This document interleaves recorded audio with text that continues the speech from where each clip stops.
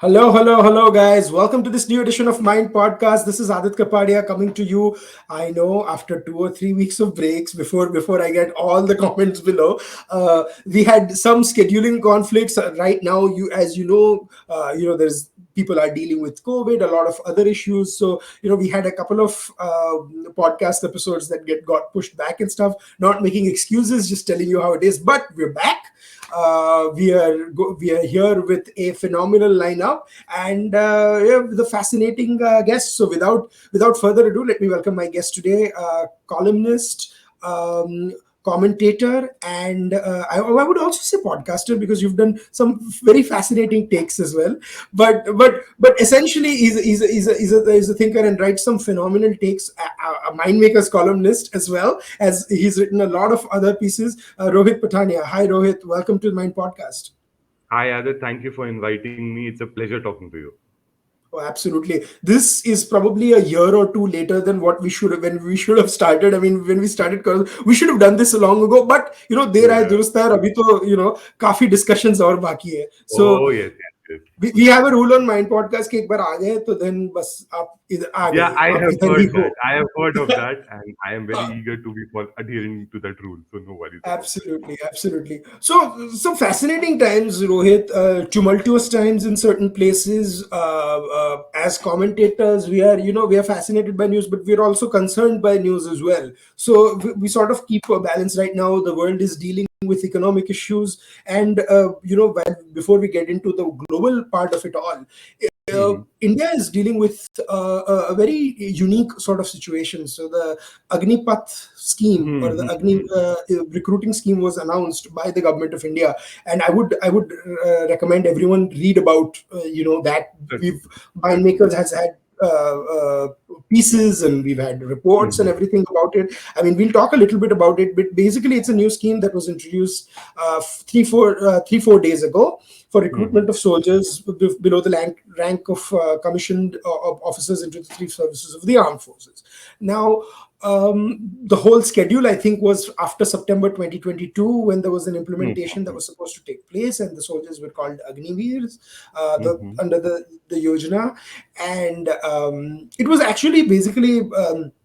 Doing a whole thing after where they served the tenure of 4 years, which was 6 months training with a 3.5 years deployment, and then there was a whole structure released out by the government about how much they would get paid, and the government would also match in terms of the pension, and they won't. I mean, basically they receive a lump sum amount at the end of the tenure instead of the pension. This is what I understood from now. Again, I would urge everyone to read. I mean, we are doing a Yeah, 45-minute podcast. We can't cover all the nuances of the of scheme. course, of course, of course. But that has post that has led to a little bit of a protest and stuff. And I want Rohit to talk a little bit about the scheme and what he feels about it, and then because I think on the face of it, both we were talking offline, both Rohit and I are essentially in agreement. We think something of this sort had to come, but in what form, what structure, that's what needs to be debated. So, Rohit, your take on the scheme itself, and if you think I missed out anything when I was just talking about No, the I scheme. think you've Aadit fairly covered the points, the basic points for sure. When it comes to a scheme like this, see, we have to realize that this is, sort of a reform that is being undertaken in the armed forces to begin with. Of course, the idea that you can have large standing armies today is just not feasible, not from an Indian perspective, but globally, in fact. And large armies in themselves, large standing armed forces in themselves can be casualties. And I'll give you a very good example of this. If you remember the Azerbaijan Armenia conflict, we saw how technology was deployed by Azerbaijan to completely decimate the Armenian forces. It was like one drone literally killing thousands of soldiers at any given time. So, given that context, we realized that armed forces and even detractors of the government like General H.S. Panag has said that it was much needed because you have to control the financial burden of the on the armed from the armed forces on the budget. B, you also have to have armed forces that are technically more capable, that are more advanced with its technology, Yeah. and that is more fighting fit in nature. However, Yeah. having said that, how will the scheme get implemented on the ground? It seems that there is much more needed in terms of clarity even now as to how it will operationalize, because clearly there is a message that is not going across to Hmm. people and potential recruitees. Hmm. What we need to really worry though is the arson that is taking place right now in the name of recruitments, and there are some genuine concerns around it. I won't say they aren't. Hmm. Excuse me. One of the issues was that there was no recruitment taking place for more than 2 years. Hmm. So there were a lot of people who were essentially waiting to enter recruitment centers and get themselves at least make themselves give themselves a chance to get Right. recruited. How does Agniveer really help also with regiment or battalion level integration is something that is still not clear, honestly. Hmm. And this is again another criticism that has been coming up. For instance, if you look at some of the key regiments like the Rajputana Rifles or Yeah. the Kumaon JNKRF. Regiment, Yeah. JNKRF, how will it happen on the ground? Because what happens is that even after you have a certain level of training, it Hmm. is not easy for the regiment to literally put you on the battleground. Yeah. It takes some effort. So, what will change in terms of even the training protocols and procedures is something that is still probably not It's a, clear. yeah. No, no, continue. Yeah. So, when you think of these questions that need answers, what emerges clearly is A, the government's communication has been very poor on this so far. Hmm. B, there needs to be more, clarity given on how it Hmm. will get operationalized on the ground. Hmm. Once these two are addressed, I think a lot of the issues over the protest may subside because, frankly, this is not such a bad effort after all. You have many countries doing it. I believe in the US also, you have a certain percentage of the armed forces that are essentially of this Yeah. nature. Yeah. Even for that matter, in a country like Israel, you have a similar system. And the period is in fact 2 years and not even 4 years. Yeah. Though I mean, they what they do is then they manage to sift through, I believe, the the more competent ones, and those are given a special track while the others are given Yeah. that Yeah. option. No, then there is also something called the Mossad. So yeah. Yeah, that's a special third track that most people don't know of. Agreed. Yeah. But yeah, I Exactly. mean, yeah, but I mean, I mean, jokes similarly, apart. Yeah, you're right. Absolutely. yeah, Yeah. and yeah, jokes apart, but this is something I believe more discussion Hmm. probably could have been undertaken in the immediate window that we are Hmm. seeing right now while Hmm. implementing it, and that's where the government needs to really focus on now. More No, communication clearly. and I personally love what Israel actually has done to its Hmm. things, Hmm. because Israel very decided, and it's admirable how them and Mossad and they've all conducted themselves in Yeah. terms of knowing the threats that they are facing and how to deal with them, right? But regardless of all that, and I mean, how and there can be criticisms, that can be Hmm. disagreements and Hmm. agreements with their approach, Yeah. but it's there to be seen. When it comes to what India is facing right now, there's also a situation that the soldiers might not necessarily be facing conflict in terms of a war or something, Yeah. but if there is, Exactly. say, smaller conflicts in LOC Hmm. Hmm. violations in Jammu and Kashmir, Yeah. Yeah. or they Yeah. have to deal with threats that come across the border, how do you deal Hmm. with that, right? Plus, India Yeah. make our problem hai, it's that the treacherous terrain, right? Like Hmm. a person who's trained for Jammu and Kashmir, they cannot acclimatize themselves to Northeast that quickly. Exactly. Exactly. So how Exactly. do you, or The even in Jammu terrain and issues Kashmir, are there. Yeah. Yeah. the Pakistan In side fact, and the China side are yeah. completely different. How do you deal with that? Uh, in 2020, after the Galwan conflict, in fact, there was a Yeah. lot of pressure being built up on the border, the LAC, Hmm. rather, I would say, Hmm. as well as the border, Hmm. accepted border lines from the Chinese side. Though Hmm. one has to remember the Chinese did not escalate the ladder ever from their side to that extent. And one of their drivers for not escalating is something that they've also acknowledged in the public domain through that, if you read the Hmm. think tank reports or you follow people who talked about it, that the Indian army is the Hmm. best when it globally when it comes to Hmm. mountain warfare in today's Hmm. times. So would that capability be affected in some way is a question that clearly is not being addressed. Maybe Hmm. it's a matter of communication purely because they might have something up their sleeve. Hmm. But I mean, the government really, I mean, this is an issue, in fact, on most fronts on these days, that the government's communication strategy is really poor. And Uh, I don't think anybody can deny that. Maybe I should do a podcast with N. Ram and Sudhindra Kulkarni to get that perspective also of Agree. Dhokram. I'm Agree. kidding. I'm kidding, guys. No, no, Before we people have jump on it, see, I call the Hindu the Chinese consulate in Chennai. for No, all no, practical so purposes. I have no idea if this is related or not. And Ram, I actually, like, during the Doklam conflict, I actually had a series of tweets questioning why Enram has not commented something on it. And Of course then he won't. obviously he blocked me. But I think a couple of hours later or something, this was like 1 or 2 weeks after, he put out these very weird sort of 3 or 4 tweets, essentially copying and pasting MEA statements saying pragmatic approach has been taken. And I'm like, boss, why can't you actually have like a nuanced critique of what, China may be wrong in some cases? They don't have to be every, Yeah. but this is unbelievable. And they get they never get questioned on that in studios, which is Yeah. unreal. Sometimes I feel the name of the publication house should change itself from the Hindu to the sickle and hammer. So I don't know. I mean, kya pata.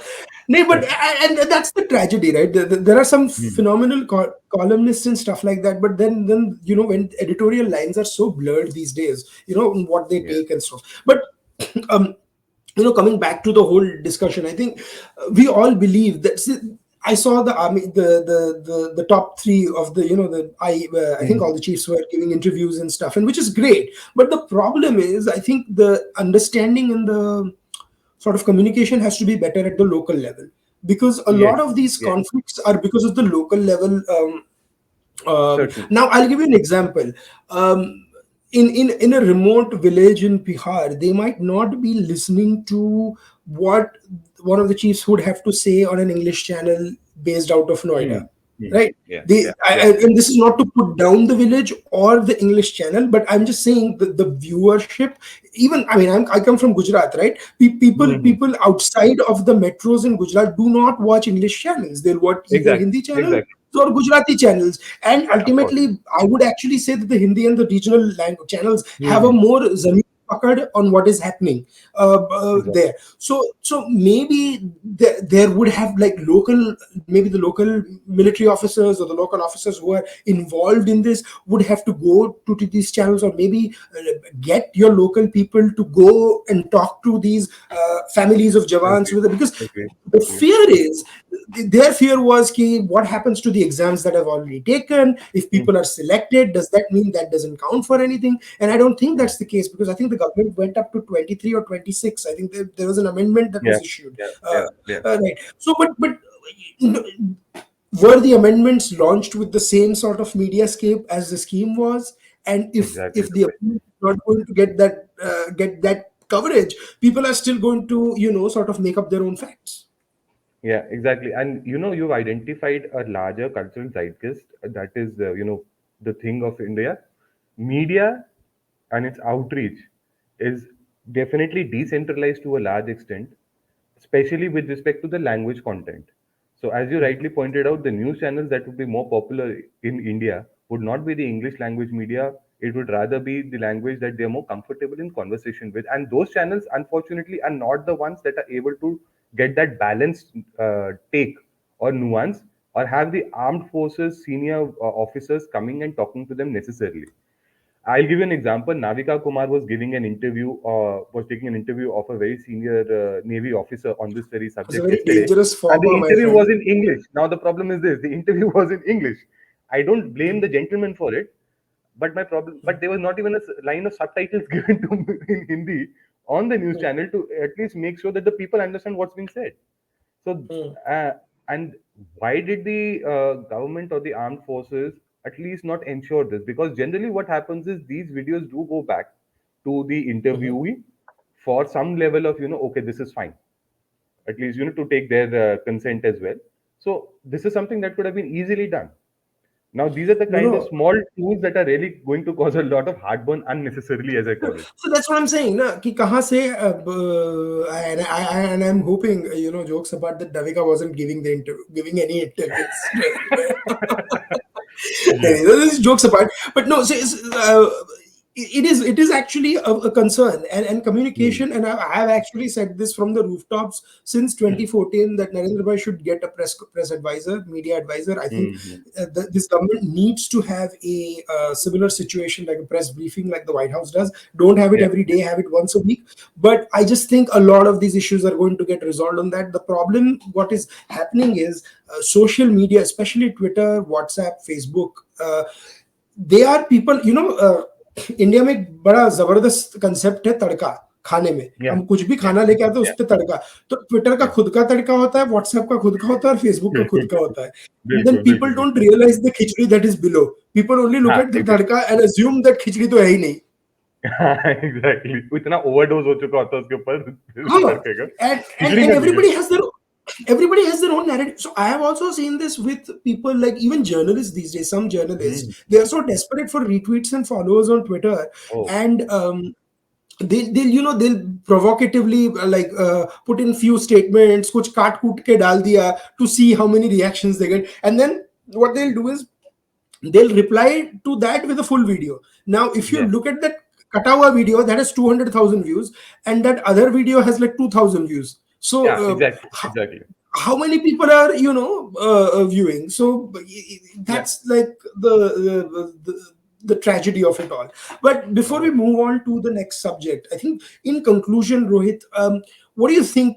What do you think? I mean, ultimately, this is a good scheme. We all agree. But do you think you see the protests subsiding down after these issues are addressed? And also, if it is such a big scheme in terms of, because see, no one knew the extent of the scheme when it was announced. पहले या कभी कभी exactly. कितनों को लगता था कि trial scheme होगा, if या it is done at a, see in US what has happened is, my experience has been, from what I've observed, is they grandfather a lot of things in, so there is almost an overlap between the new and the old, right? So do या you think the government needs to look into doing that? And will there be sort of a pushback on a lot of, on a few issues, the contentious See, ones? the pushback is being done. I mean, there's no way, two ways about it. And the problem eventually is going to be one, that whether they should have taken the all-in approach or the grandfatherly approach as the US has around things, and probably that might have been a slightly better strategy to begin with, because it would have gotten greater buy-in from a lot of people.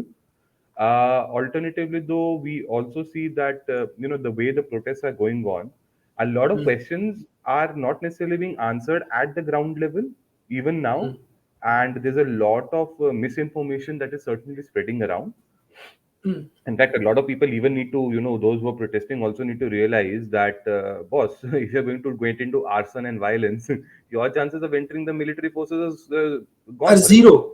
Yeah. Zero. If you get a So, police yeah. record, khatam. And I saw हाँ, there are like thousands of people, and I'm not kidding when I say thousands. Like मैं Times of India का सुबह report पढ़ रहा था. I've yeah. tweeted it out as well, guys. It's like 200 in one place, 300 in some other place. Yeah, I mean, I just exactly. did the quick math, and it Exactly. was like a very high number, over 1,000 And at least. nearly all of it is getting captured on camera in one form or the other. So evidence तो हाँ, आपके against खड़ा हुआ है. So you better and realize it's and not in going to some work. cases, I think in a couple of places in Bihar, someone said that some coaching institutes were egging on the people. There was the This, in fact, statements being. that's a very good thing that you've raised, Adit. These coaching institutes across India, in fact, not just in Hmm, Bihar. I've seen videos from of such camps being run in Gwalior, such training institutes being run in Rajasthan. And hmm, see, you also have to realize that. So I also originally hail from a region which where there was an era, or even now to a large extent, one of the easiest ways to get out of the poverty cycle was to get into the army for the people. hmm, So that hmm, was probably one hmm. of the bigger drivers. But now that concern being addressed with the Agniveer scheme also makes you wonder, even then, what is really the problem about? Because besides Agniveer, even if you get out in the 4 years, the paramilitary forces are willing to absorb you. The central police forces are willing to absorb you. Many state governments have said that they'll absorb them. Yeah. I mean, opportunities are being offered already, even without Yeah, but you also have to understand. I think there are opportunities, but the response to this can't be more quotas, because then we are exactly, getting into exactly. big trouble, Yeah, agreed. right? That I agree. I mean, so it's a bit of a And chicken also and egg. violence is not going to, yeah, violence is not going to solve anything Yeah. if there are, if it has taken a political hue, and if Hmm. people who are not personally affected becoming more violent than those who are personally affected, then they are actually going to make it worse for the others. So I mean, violence to first of all hona hi nahi chahiye. I have no idea why the hell trains being burnt and stuff. Yeah. Ek to ye jo concept hai, and also uh, we have to see, is it the case that only the central government property is being burnt and not Yeah. the state government Exactly. property being attacked, right? So Exactly. is there like a conscious difference in Yeah. approach Yeah. that is happening? So There is, in it fact, this really, talk going on about people, some state leaders also egging on the violence from behind the curtains, and this has yeah. come up quite frequently. Actually, one very interesting thing that people don't realize is that, you look at the way the recruitments happen in the army, and this has been a Hmm. complaint, by the way, from the armed forces themselves, that they're short on staff to begin with. Hmm. Hmm. And not just at, even the Jawan level, they were not finding enough suitable candidates coming in the first place. This has been a regular complaint from the armed forces. So boss, ये Hmm. आप लोग कर क्या रहे हो? Army is not saying that it doesn't want people. Yeah, Hmm. and rather, in fact, it is saying that we don't have enough qualified people. So you either Hmm. figure on getting more qualified to enter the armed forces at all levels, even at the officer level for that matter. There is a shortage of Hmm. officers in the Indian Army or in the Air Force or even the Navy. So how can you get into this situation where you think you will आपकी ही चलेगी just because you can burn a train at the end of the day? And then why? I mean, I don't understand. I mean, I don't. What is with trains? Like, I mean, I obsession to don't damage understand. trains is.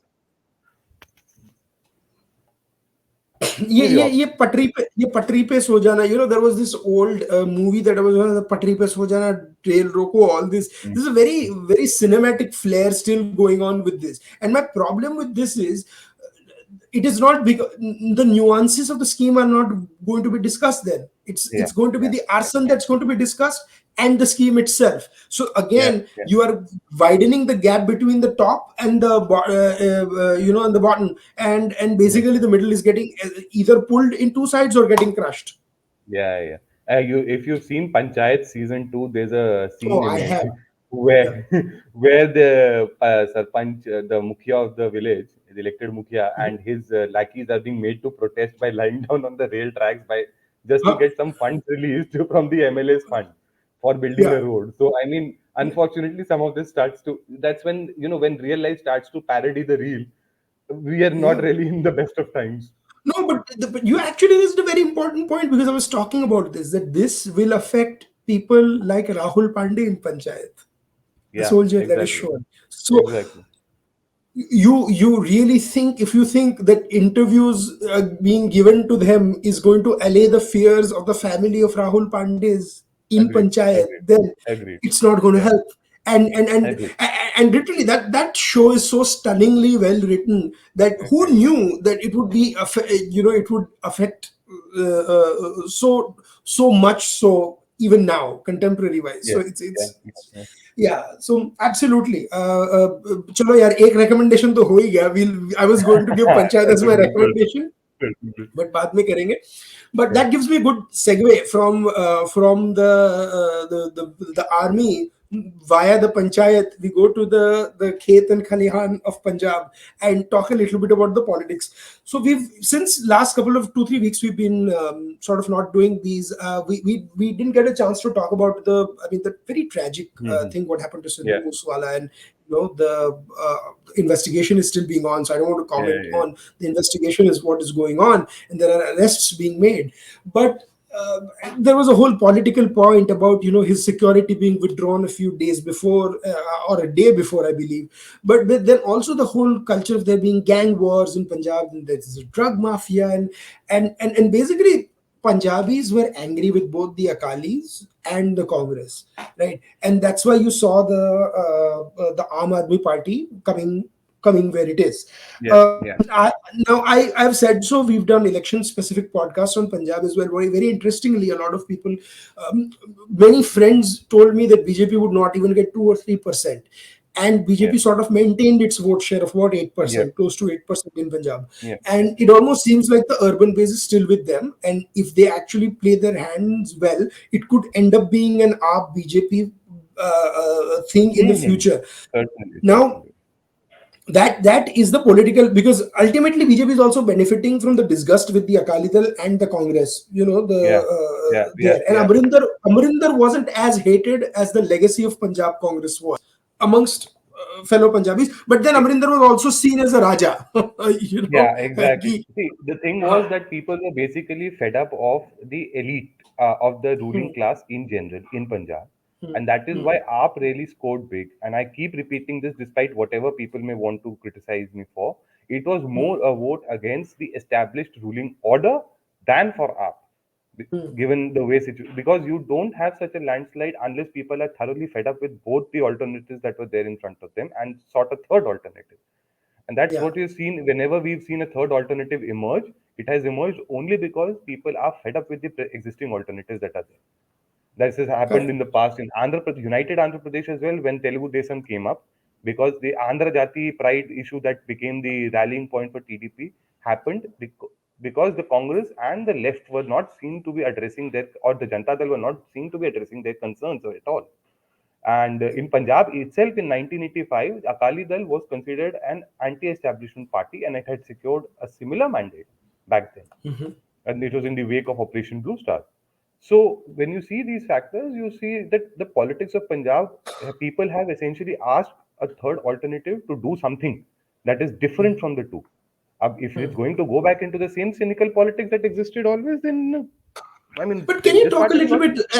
Can you talk? And I heard a fascinating conversation, Rohit, you had in detail on this, and I would urge everyone to go and take listen to what Rohit had to say in Punjab. We obviously don't have the full time to talk about it, Yeah, but exactly. I want to talk a little bit. If you can, I love this Hindi word. संक्षिप्त में अगर आप बता सके तो थोड़ा बता दीजिए कि the politics of Punjab and how it's evolved, right? Because post 1984, you thought that there is a post 1980, well, post 1980 era with the Hmm. Bhindanwale thing, and then there is a post 1990 era where all the Khalistan movement was essentially crushed by KPS Yeah. Gill, and everything was done. Yeah. Yeah. And but then ऐसा लग रहा था कि टुकड़ों में but गया. Then the gang war started, and so what is the whole situation, and where does Punjab stand right now? See, you have to realize the culture of gang war, where it comes from.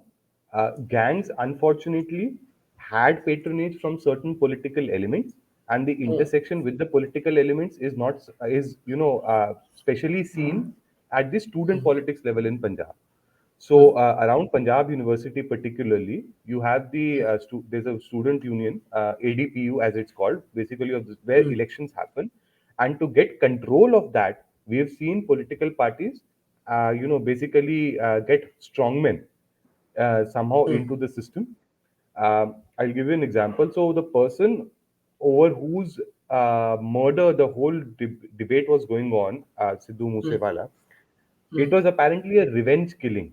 That it was claimed so by one of the gangsters who's also under investigation right now.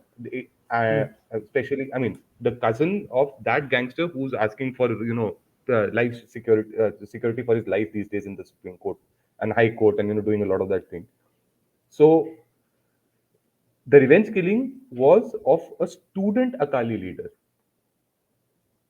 So and the thing is that the student Akali leader was told by the other gang, this gang, as our brother, quote unquote, our brother. So wow. that's the point. This is the intersection that people are not have known for a while, and this is also one of the reasons why there was massive disgust against the establishment of the Punjab. That was the Mm, Congress and the Akalis, because they were seen to be hand in glove with many of these gang war activities. See, you mm, have to realize one thing: corruption is mm, a reality in Punjab, and massive corruption is definitely a reality. mm. And the Absolutely. way it has happened in Punjab, particularly, there's always been a battle to control the market share, so to speak, on anything. Mm, Be it the sand mafia, be it the cable TV mafia, be it even something as basic as the liquor mafia, which is a very mm. common thing. Yeah, And these absolutely. gangsters were basically henchmen. Unfortunately, these gangsters have also always been an intersection with the absolute radical elements of Khalistani sympathizers, and they have become couriers for some of the disturbing activities that have taken place in Punjab in recent times. For Mm, instance, the mm, drug mafia that we're talking about, which is financing Khalistani activities, or which is supposed to. So, who are the couriers? It is these very gangs that are basically the couriers on the ground. mm, mm. So, there is a disturbing trend. This government But is also there is focused. there is a caste component as well, right? Because there Of are course, caste of gangs, course. and because Punjab, and I did a detailed podcast on Mind, and we also did one with Kushal on this, where we Hmm. talked about the complexity of caste situations in Yeah, Punjab. yeah, For yeah, people who haven't listened, they do, but ultimately there's a 30+% of Dalit population. There is a 20% Jat population. There is the whole concept that a lot of the oppressed classes, the OBC and the Dalit population did not have the same representation, and you had the Jat population which was overrepresented in the government. yeah, That was the yeah, historical rules, and there were conflicts. And so uski wajah se bhi kafi gangs and all that did form, yeah, and yeah, political yeah. parties Yeah. See, you that also have started. to realize one thing that even in the peak of the Khalistani terror era in late 80s, early Hmm, 90s, the kind of people who claimed to be terrorists were essentially people who would not be seen very different from gangsters today. hmm, hmm. Everybody was a commander. Interesting. ठीक है everybody was a commander, not even like a foot soldier. हर कोई अपने आप को title देके घूमता रहता था. And essentially mindless violence, right? Senseless violence, killing out of the fear. So there's a very fascinating book that's come out in the public domain, especially thanks to a few people who've been pursuing this subject, called that was essentially a sociological study examining the root causes of Punjab, the terrorism in Punjab at that time. This was a study done by a few sociologists from GNDU, Guru Nanak Dev University of Amritsar, and they were examining the reasons why terrorism had basically become such a big thing in the Majha region of Punjab, where all the historical gurdwaras are also. So the response that came usually from the largest, so the highest, so when we were asking what was the reason for picking, becoming a terrorist or a gangster, I would say in that sense, the answer that they get was, and this is the predominant answer, not Operation Blue Star, not in Indira Jarnail Singh Bhindrawale's speeches, shastra naal moh ho gaya si. Basically, they said we got fascinated by weapons. So that was the reason why they were willing to become terrorists at that time. And unfortunately, see, ownership of weapons is not really, I always say this, ownership of weapons does not mean that there will be gang violence on the streets necessarily. Yeah. I mean, it's a bit of a divided opinion, I agree, but I've seen ownership of weapons also high in other states, and you don't see that happening. No, In the so when you same when you said this, I almost had a bizarre moment where I paused. I'm like, because I was thinking, I was like, oh goodness, like from the 90s. So Punjab has had such an insane history when you had the Green Revolution of the 1970s, yeah, right? And yeah. then suddenly in 10 years you had the whole Bindranwale thing break out, and then suddenly the violence, and then now. Hmm. And then we haven't even sort of even touched about the drugs mafia and where all Yeah, that comes along. And yeah. so you have to see a state that is very significant to India, but relatively a smaller state compared to a lot of other bigger states in India, but so many inherent divisions. It's very Yeah. tragic what I has mean, the happened. kind of divisions, in fact, people think that caste politics is unique to, say, the Hindi heartland or Maharashtra. Punjab's Yeah. own cauldron of caste is just unbelievable to imagine. People don't Oh, know this, but Kanshi Ram was actually a Sikh. He was a Dalit Sikh from Punjab. And BSP at one point actually had significant strength in Punjab 11% because at it one was, point of time. yeah, yeah. Five, five, They'd even five managed to MLAs. get Hmm. 9 MLAs in Nine. 1997, I believe, in the Punjab Ha, Assembly, you may be right? right. Yeah, yeah, absolutely. So, I mean, of course, they've declined significantly because Mayawati is not interested in doing anything in Punjab, clearly. And the alliance with the Akali Dals was frankly laughable Yeah, because yeah. it damaged the Akalis probably more than it benefited any of them. I And that we I predicted that कि वही होगा, and yeah, मतलब nothing is going to happen. Yeah. and even now the Dalit politics of Punjab is really very like disaggregated. There's no united voice that's sort of emerging on that front. Though Hmm. some parties are thinking whether they can tap into this as a strategy. Of course, the problem is that it has the fault lines are so deep that you start seemingly to going towards one, and the others will counter rally against you. Hmm. So it's a very delicate balance that you have to maintain in a state like Punjab as well. It Hmm. gets compounded by the problem that it's a border state. So your national Hmm. security concerns become even higher. So you would not like to create fault lines in that sense in the state as well. Though there has been in the past reckless politics around it, Hmm. and that reckless politics was this culminate what that led to the eventual outcome of the kind of terror phase that we saw. Yeah. Unfortunately, some of the extremist politics is trying to make a comeback to make a few political parties relevant in the state. Mm. But what I can definitely say is that the number of people who are on the ground who probably do not support some of this, though they may have Mm. opinions about certain personalities, about certain ideas, Mm. they would not necessarily want to, they don't see themselves living as a separate country for sure. The Mm. number is still Absolutely. minuscule, though there's an attempt Mm. to radicalize people along religious lines in Punjab. It If it doesn't happen, it's for the best interest of the state and the nation as a whole.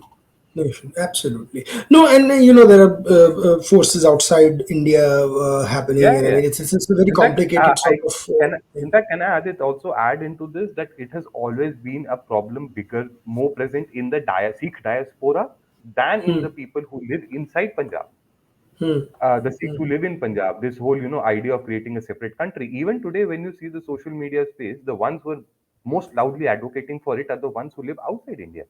None of them are living in India. None of them know what's the ground reality of the Sikh population of No, Punjab. it's not even. No, no, no. You're being very charitable. It's not about knowing. I don't think they give a damn about what is happening. The reality of the thing. The many of the folks that I've talked to, because the problem is their understanding of Punjab is not even Punjab, the state. It is limited Yeah, to their city, their village, the place from yeah, where they are, and they will take this one and extrapolate that to their Punjab. Right. I am not saying injustices did not happen. Right. They yeah, did. yeah, The Indian state has acknowledged what happened, and even if there has been literature that is written, there have been books that have been written, but even apart from that, there is so much misinformation, and then yeah, you have this insane thing where you have people like Bhindranwale who did what he did being idolized on certain yeah. stage, right? So I mean, आप कुछ भी बोलो, right? Don't celebrate that guy. That's So the like, question. for And God's sake, he even if waged a war against the Indian state. yeah, and what's the worst thing is the fact that there is complete silence, radio Yeah. silence, in fact, on the plight of what happened, on the plight of the Punjabi Hindus. And that is something nobody wants to talk about at any Yeah. administrative level. And I'll give you a very good example of what the problem is. So there's a Hindi journalist of Dainik Tribune, a local paper in Punjab, Hmm. Madam Ranju Eri Dadwal, and she wrote a book called Red Card. It's in Hindi right now. So this is my second recommendation, by the way, going for the week. Lovely. So Lovely. this is the first book that has attempted to document the plight of Punjabi Hindus in Hmm. the era of terrorism. Most Hmm. people do not tell you honestly, but there was an emigration of the rural Punjabi Hindu Yeah. from the villages to either to the urban centers or out of the state, in fact. Uh, Absolutely. and many of them are living in camps in Delhi as well, even today. They are Hmm. so scared to talk about what they faced and encountered. Or there are people who are living in Haryana who rebuilt their lives by setting up. And this is also one of the reasons why deindustrialization of Punjab, by the way, happened. Because Punjabi Hindu entrepreneurs were basically targeted, and they as a strategy decided to basically shift their base to Haryana. That is where Haryana Yeah. benefited from. And this is something that people don't want to realize, I believe, consciously. For that matter, the terror victims there Hmm. has been such institutionalized discrimination against the Hindu terror victims. So there's a scheme called Red Card, Hmm. and the Red Card is basically an identification method for victims of terror, Khalistani terror in Punjab. The Hmm. number of Hindus who've got red cards is nearly nil. Hmm. Oh wow! I did not know that. This is what the book also points out, that for that matter, we don't even know how many Hindus were killed in the state. We don't know how many, what's it, Hindus essentially fled from the state in that era. The Hmm. kind of compensation packages that were given, for instance, to Sikh families who moved from Delhi to Punjab in the wake of the 84 riots, that's well documented. And Hmm. there was a conscious effort to support it. But what was done for the Hindu families who moved from Punjab to Delhi? Nothing of that sort. I For think, that and matter, what is they're not even allowed to prove that they're refugees. no, no, and the tragedy of it all is that in 1947, when a lot of migration took place from Pakistan to Punjab and Delhi and stuff, right?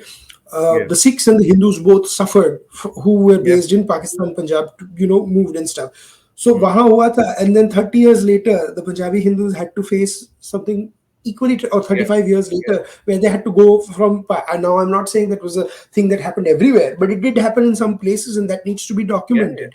In fact, the rise of the BJP in Delhi in the 60s was essentially, it was considered to be a Yeah. party of the Punjabi Hindus, right? Yeah. Yeah. When you have the triumvirate of Vijay Kumar Malhotra, Kedarnath Sahni, and Yeah. Yeah.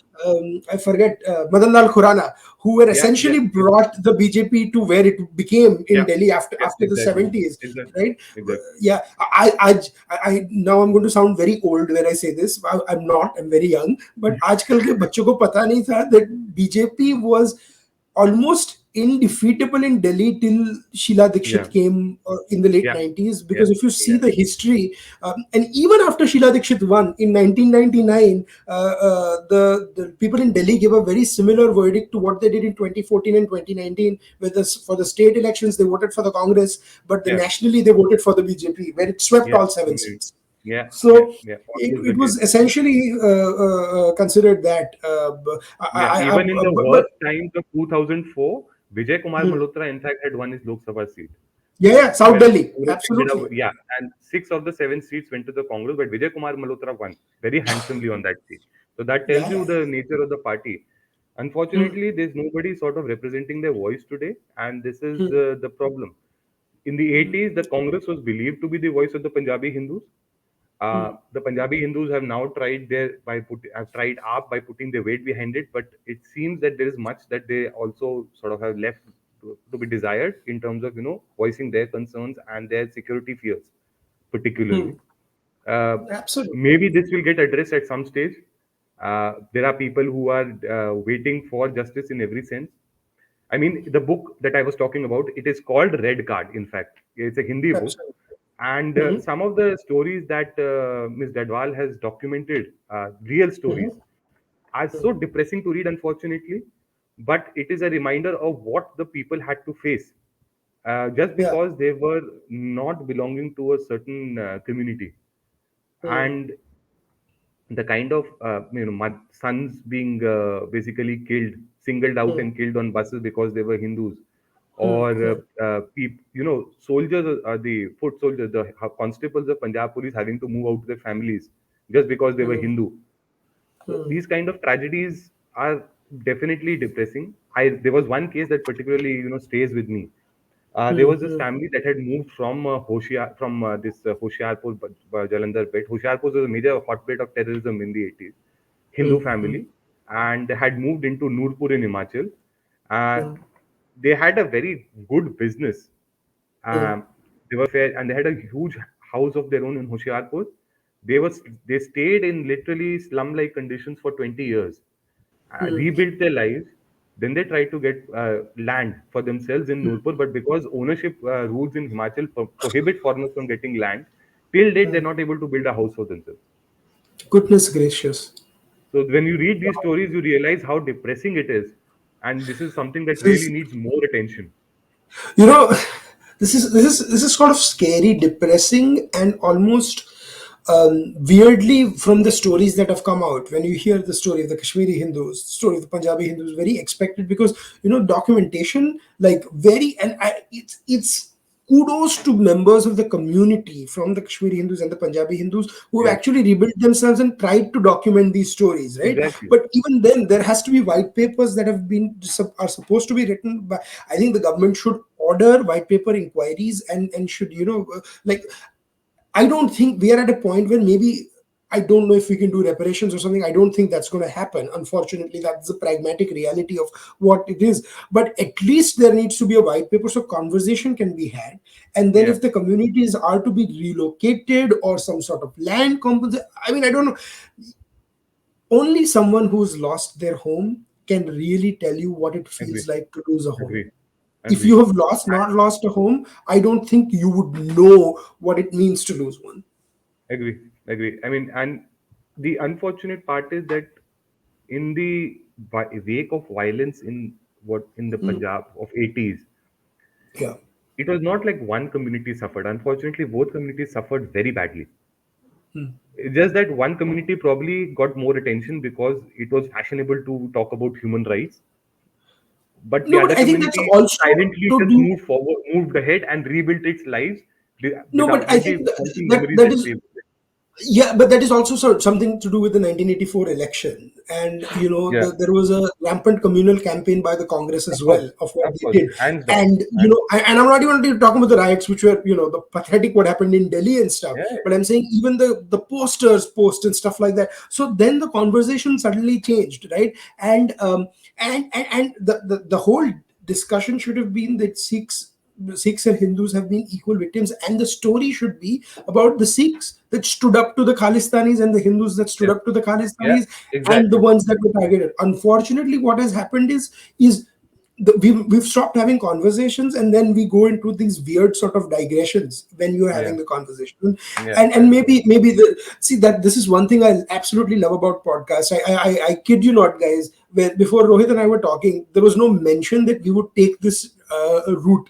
I don't even think Rohit had Red Card in his mind, the book, when we were talking about what we were going to talk about Punjab. yeah. But that's the beauty of this medium, that when you're having a conversation, दो दोस्त मिलके गपशप लड़ा रहे हैं, तो कहीं पे भी बात जा सकती है. This Agree, is agree, essentially what podcast is. agree. So I'm moving to the last part of the podcast. Hmm. Rohit has been very generous with his time. We've got a little bit overboard, but Nice. Yeah, this is just amazing. The kind of things that we hear, and I don't think traditional media or traditional formats has the time and the patience to go into these stories, because they have 20 minutes, they have 30 minutes, and they want their bites. So they're going to yeah, talk about the Agnipath scheme, the Agniveers, and then they're going to move on. Then the next 15 minutes are going to be what is the latest movie that has come out, right? And yeah. I couldn't care two hoots about what the latest movies come Exactly, out. exactly, अगर लोगों को exactly. देखना हो तो देखे, नहीं देखना हो नहीं देखे.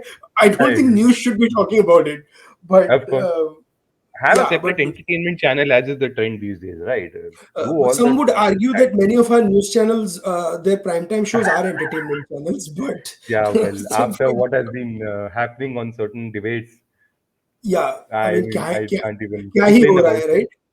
Yeah, Yeah, and this is not to say there are certain debates that are very good. There are certain debates that are happening that are hmm. excellent, but it's just unbelievable what is Yeah, happening. true, true, true. um, but yeah, so moving on, any last thoughts about the political impact of this all, right? Because you have the Congress suddenly taking, देखो राहुल गांधी का national Herald का भी case भी चल रहा है, he's being Yeah, questioned and yeah, stuff, yeah.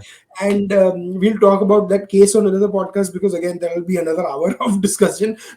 know. But my point is that the Congress was essentially absent, right? But Yeah, somehow this has spurred them to talk about, because you talk about the dear leader, and suddenly everyone from Chidambaram to the local leader is going to jump out.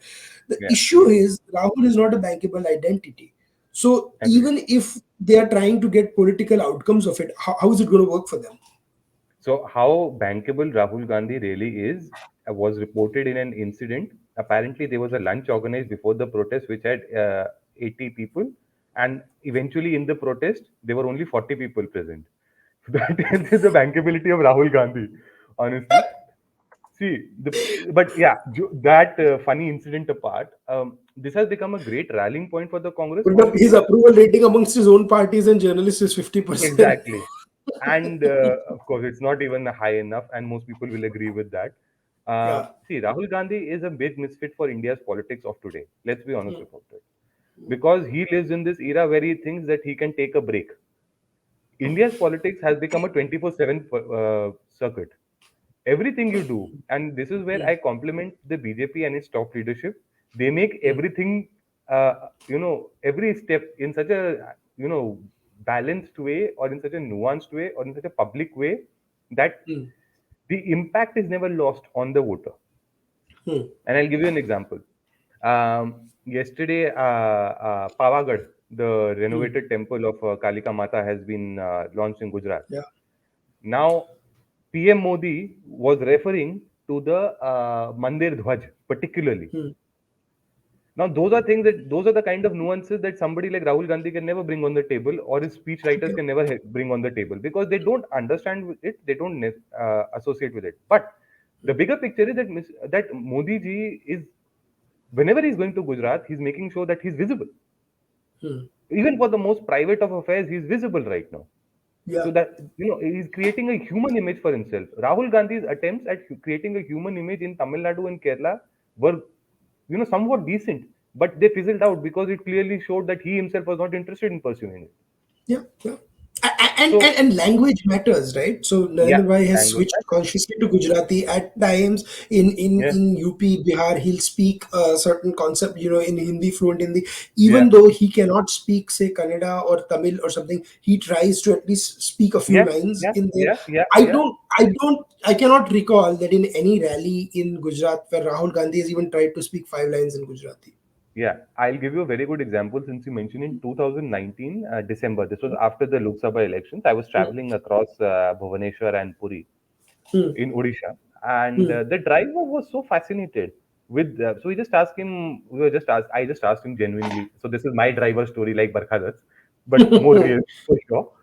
So I was asking him, what do you think about the political scenario in the state and Patnaik साहब का क्या scene है and what do you think will happen to the BJP? He said, Modi ji आए ना, मोदी जी ना, उन्होंने 2 महीने में उड़िया सीखा बोलने के लिए Hmm. यहाँ पे. उनको आता नहीं था बट उन्होंने उड़िया सीखा हमारे सामने बोलने के लिए. So you see this, and he was very happy about it.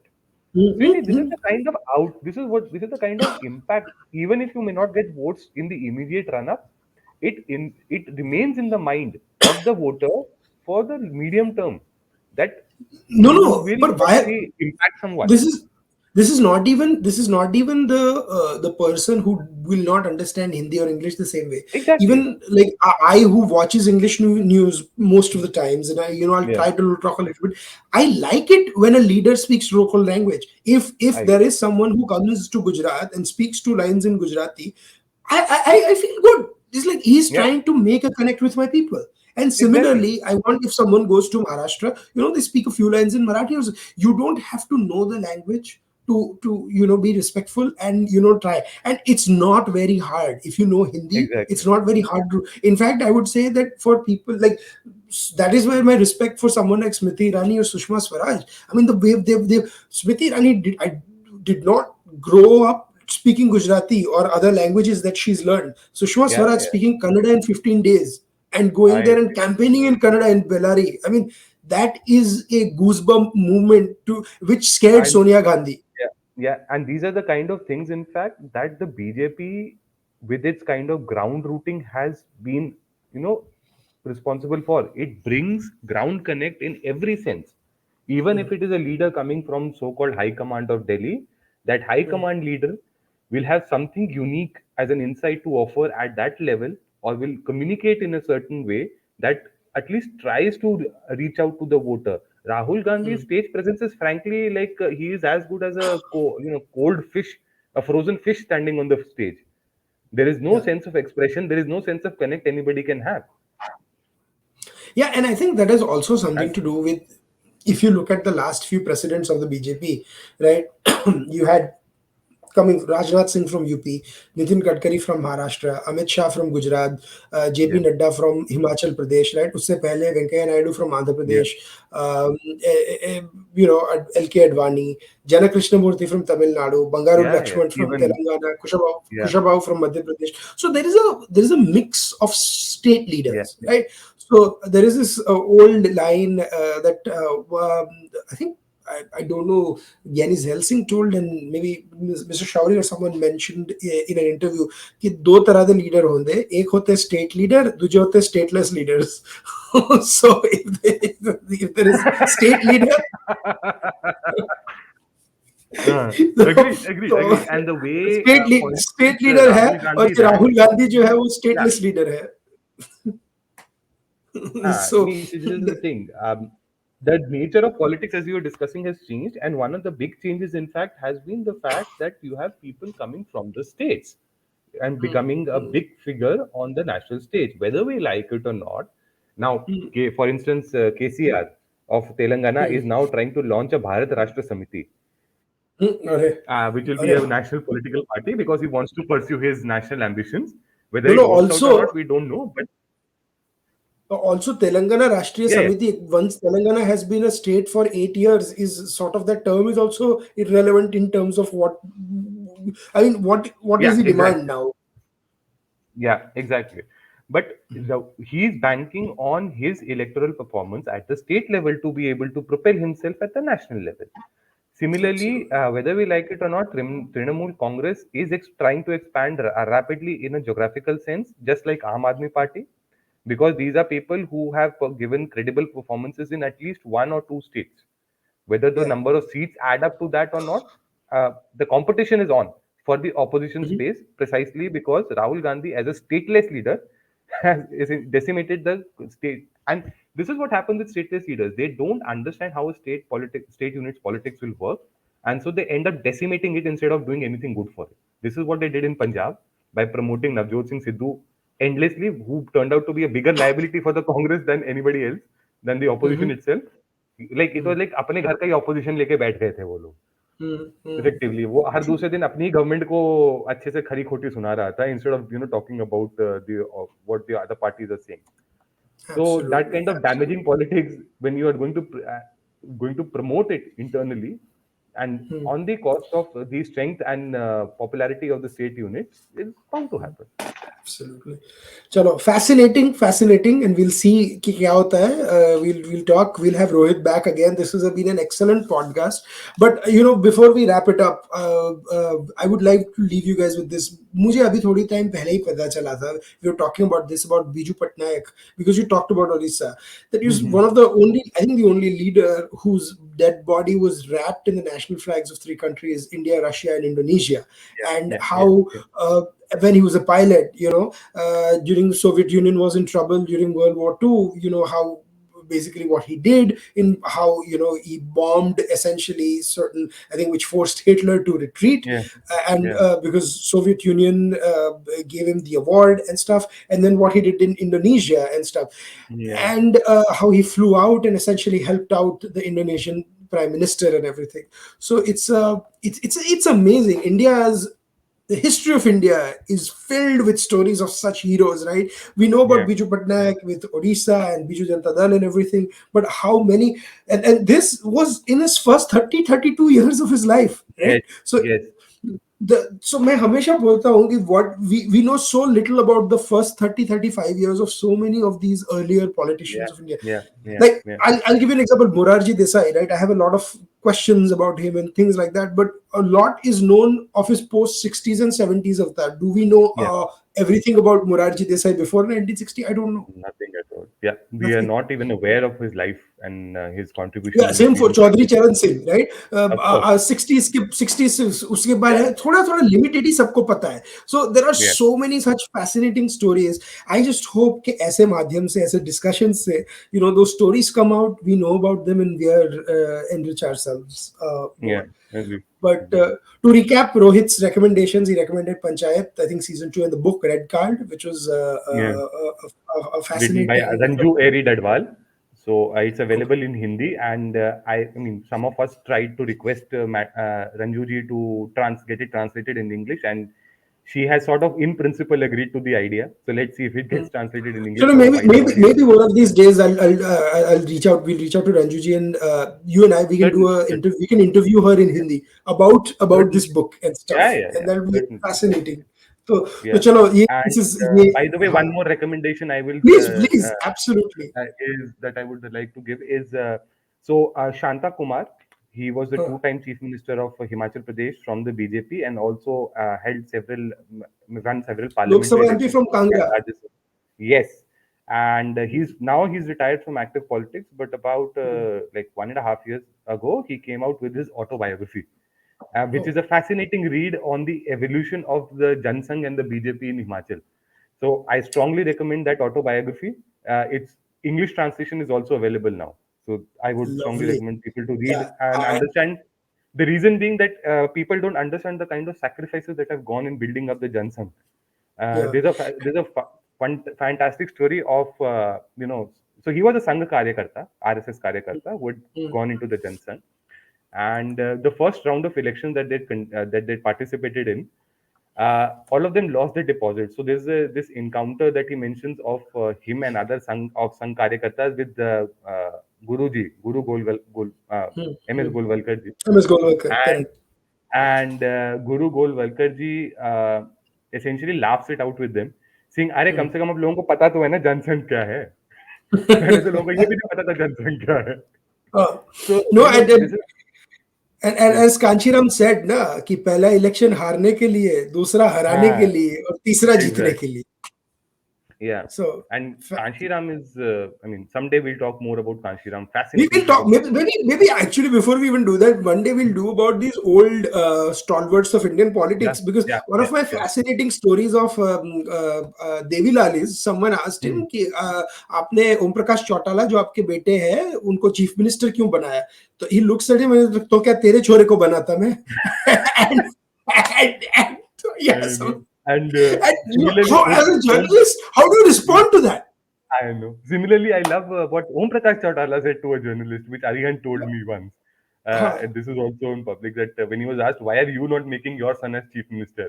So apparently, Om Prakash Chautala said, Raj और खाज दोनों खुद ते करण में स्वाद लागे. So I mean, some of these like one-liners that are absolutely indefeasible. Even Bajpayee Saab would do such amazing one-liners once in a No, while. no, he said no to Vinod Mehta because Vinod Mehta was the editor of Debonair at that time, हाँ. and Vinod Mehta said he met Vajpayee, and Vajpayee said आपकी magazine बड़ी अच्छी है पर पढ़ने के बाद तकिए के नीचे रखनी पड़ती है because I can't see anyone can't see what I'm reading right now. And so, एक बारी as leader of opposition after 2004, he had come yeah. one of those rare occasions when he actually visited Parliament and gave a speech. Hmm.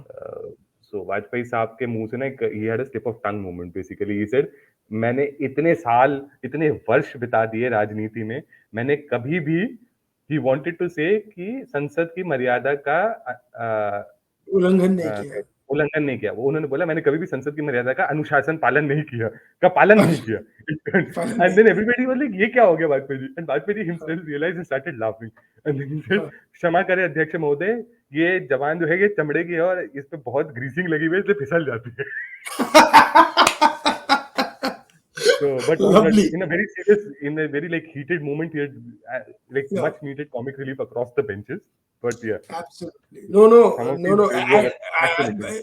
चलो ये बात हुई तो I'll leave with one last one. I think ये no confidence motion चल रहा था 2002 2003 में heated. I may have said this before, but Sushma Swaraj was calling Mulayam Singh as Mulayam Bhaiya or something like that, and Somnath Chatterjee gets up to make a point. So Manohar Joshi was the speaker. He's like ये भाई बहन की लड़ाई में पापा कैसे खड़े हो गए या बाप कैसे खड़ा हो गया something like that.